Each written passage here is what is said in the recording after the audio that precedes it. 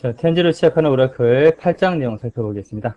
앞서 여러분들이 이제 7장에서 PLSQL 구문을 이용해서 stored procedure 만들어 봤었는데요.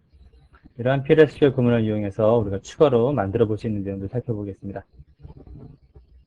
자, 학습 내용 보시면은 먼저 함수에 대한 부분인데요. 3장에서 여러분들이 오라클 텐지에서 제공하는 함수에 대한 부분들을 살펴봤습니다. 그러나 때로는 업무의 필요성에 의해서 여러분들이 직접 함수를 구현해야 되는 경우도 발생할 수 있을 겁니다. 그때 우리가 학습했던 PLSQL 구문을 이용해서 자신만의 함수를 만들어 볼 수가 있습니다. 함수를 만들어서 활용하는 방법에 대해서 살펴보겠습니다. 두 번째는 우리가 이제 관련된 stored procedure 함수들을 쭉 많이 만들었는데요. 자, 이런 stored procedure 함수들을 어떻게 관리하는가, 관리 방법에 대한 부분입니다. 유사한 어떤 역할을 하는, 예를 들어서 인사 관리와 관련된 프로시저 펑션들을 어떻게 인사 관리라는 하나의 패키지에다 담아서 관리를 한다면은 내가 인사 관리 업무와 관련돼서 어떤 내용들을 보고자 할 때 stored procedure 내에 펑션들이 어떤 게 있는가 살펴보고 그 중에서 유용한 기능들을 확인하면 되겠죠. 활용할 수가 있습니다. 그래서 지금까지 쭉 만들었던 stored procedure나 펑션들을 관리하는 방법은 어떤 건지 살펴보도록 하고요. 세 번째는 트리거입니다. 트리거는 우리가 방아쇠라는 뜻인데요. 어떠한 그 약속된 이벤트가 발생이 되면은 트리거가 동작하도록 그렇게 그리고 설계를 할 수 있는데, 이러한 트리거는 6장에서 여러분들이 테이블 생성 시에 각 칼럼마다 제약 조건을 통해서 데이터 무결성을 궁극적으로 보장할 수 있었죠. 그러나 오라클에 제공하는 제약 조건 보시면은 프라이머리 키, 유니크, 난널과 같이 몇 가지 제한적이었습니다. 필요에 따라서 여러분들이 보다 유연하게 데이터에 대한 무결성을 확보할 수 있도록 할 수 있는 것들이 트리거입니다.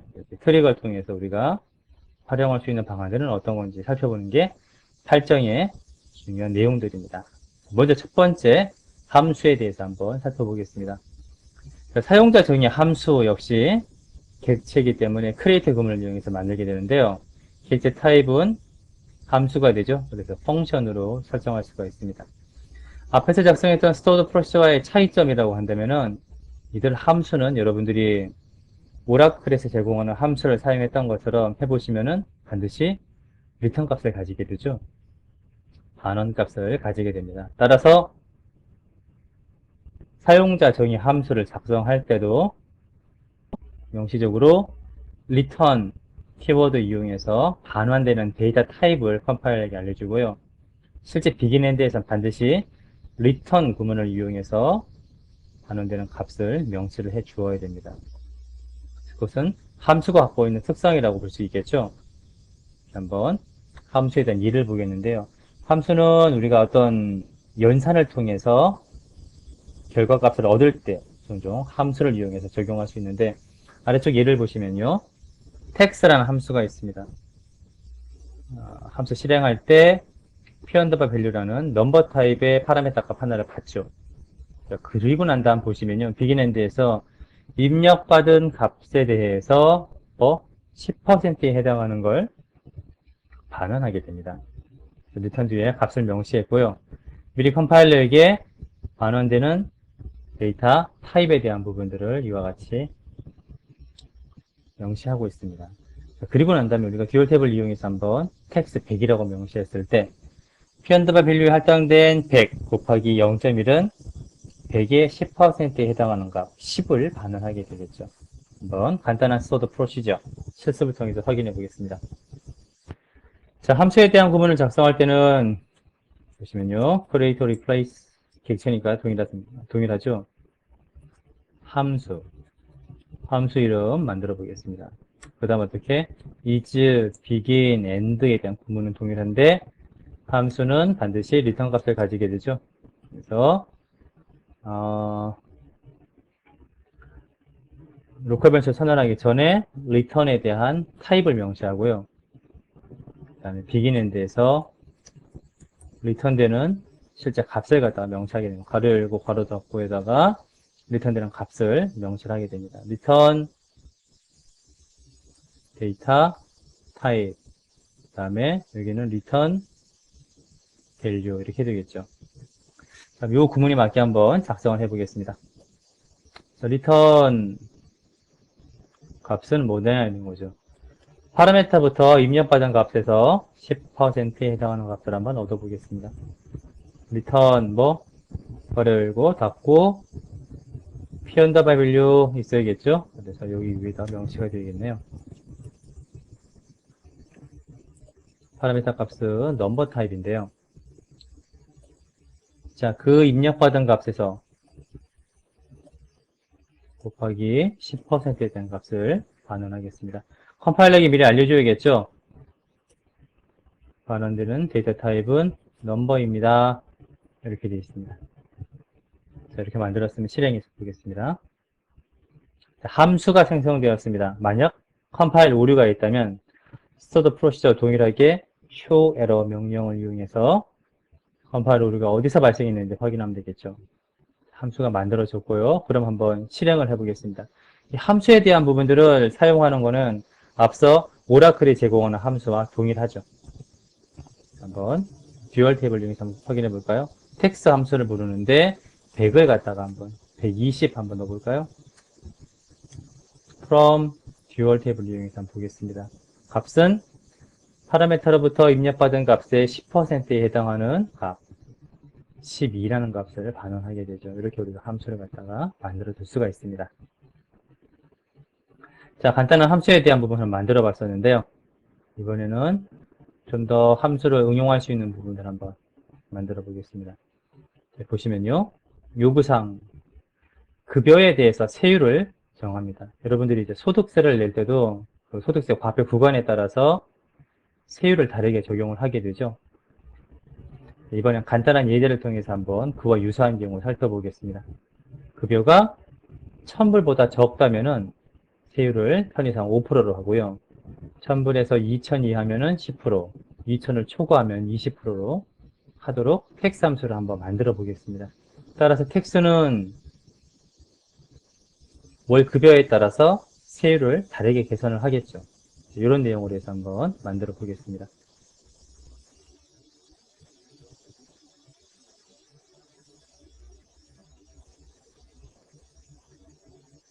자, 텍스 함수 한번 다시 수정해서 만들어 보겠습니다.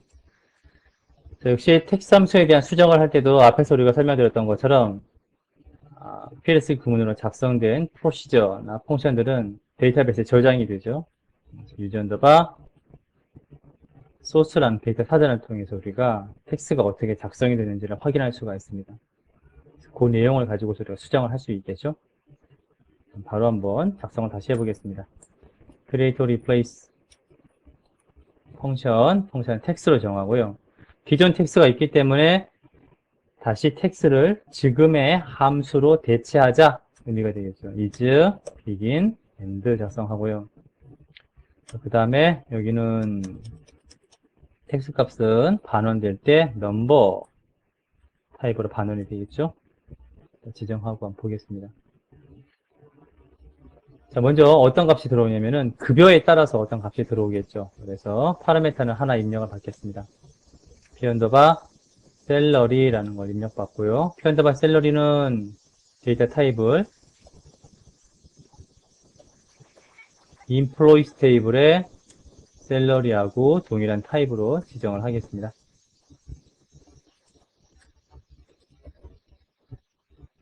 자, 이와 같이 지정하는 이유는 해당 테이블의 데이터 타입이란 길이가 변하더라도 작성된 펑션의, 그러니까 소드 펑션의 내용을 수정할 필요가 없다라는 거죠. 그대로 따라갑니다. 자, 여기서 한번 볼까요? 자, p 언더바 셀러리에 대해서 우리가 동일하게 지금 세율을 적용할 수가 없죠. 그래서요. 자, 세율을 정하는 값을 이렇게 한번 보겠습니다. 하나만 볼까요? 한번 값을 입력받아서 p 언더바 셀러리요. p 언더바 셀러리에다가 0.5%의 세율을 한번 적용해 볼까요? 0.5% 이렇게 되어 있습니다. p 언더바 셀러리에 세금이 얼마냐 이렇게 되죠. 0.5% 이렇게 정할 수가 있죠. 그러나 조건이 있습니다. 월 1000보다 적으면 이렇게 조건이 되겠죠. 그래서 구문 조건을 이용하면요. if 만약에 입력받은 파라미터 값이 어떻게 되나요? 1000보다 적다 이렇게 되어 있죠. 1000보다 적으면 스테이트먼트 수행이 되겠죠. 어떻게 된다? P 언더바 셀러리는 0. 급여의 5%가 되겠죠. 5%가 어떻게 됩니까? 5% 값을 세금으로 뭐예요? 반환하면 되겠죠. 반환하면 됩니다. 그래서 반환하겠습니다. 리턴 이렇게 되겠죠. 리턴 뭐냐면은 바로 이용해서 이렇게 되겠습니다. 일단 보너스를 포함하게 되어 있는데요. 이번 예상 간단하게 보너스를 제외하고 한번 급여만 가지고 살펴보겠습니다. 리턴 반환하고요. 그 다음에 and else. 자, else if 구문 이용해서 또 다른 예인 경우에 어떻게 처리해야 된다 이렇게 봐야겠죠. 이때는 신텍스가 이렇게 되어 있습니다. else if 어떤 조건일 때, 마지막 else일 때 어떤 조건, and if 이렇게 구문이 되죠. 일반적으로 여기 else if라고 쓰는데 여기서는 ELS, IF 구문으로 작성하시면 됩니다. 자, 그렇지 않고 어떤 경우? 1000보다 작지 않다면 그 다음에는 뭐예요? 2000 이하라고 얘기했었죠. 피언더가 셀러리가 어떻다? 1000 이상 2000 이하 이렇게 됩니다. 이거는 이렇게 표현해도 괜찮겠죠. 이 부분이 첫 번째 내려오면서 1000 이하에 해당하는가에 대한 여부를 묻고 있습니다. 그렇지 않다면 다 뭐 1000 이상이 되겠죠. 1000 이상 2000 이하냐? 2000 이하면 어떻게? 리턴 값으로 10%에 대한 세율을 계산하면 되겠죠.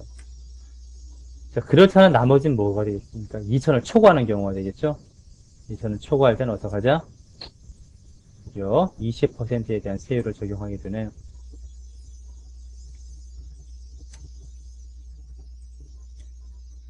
자, 이렇게 해서 반환하면 되겠죠. 반환하는 함수 텍스를 한번 만들어 봤습니다. 자, 이렇게 해서 한번 생성을 해볼까요?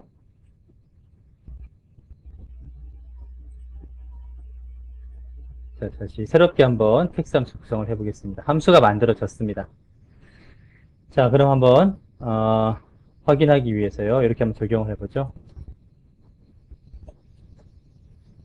4번에 대해서요. 셀러리 적용하고 그 다음에 함수를 한번 불러오겠습니다. 인자값으로는 뭐예요? 급여를 넣어주면 되겠죠? 그럼 사원 테이블에 대해서 전체 한번 다 볼까요? 함수가 제대로 적용되는가 한번 결과를 보겠습니다. 자, 먼저 보시면요. 4번 198번에 대해서는 2600입니다. 2000을 넘죠? 그래서 20%가 적용이 됩니다. 자, 보니까 다 어떻게 되나요? 대부분 2000을 다 넘네요. 구간을 좀 다르게 조정하면은 좀 더 의미 있는 결과가 나올 수 있겠네요. 여기서는 대부분의 결과가 다 20%의 세율을 적용한 결과로 이와 같이 반환이 됩니다.